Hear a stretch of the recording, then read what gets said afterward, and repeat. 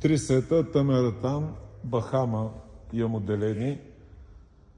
Има някакви разминавания в цветовете, от различни сетове са. На единия примерно е счупена масата, сменил съм масата, на другия счупен стол, взел стол, друг сет, но са еднакви сетове. Някъде може да има разминавания в цветовете, по-светъл, по-тъмен, но са здрави, прашни са, може да имат разпретел някъде надрано, но са нови, както са стояли на склад.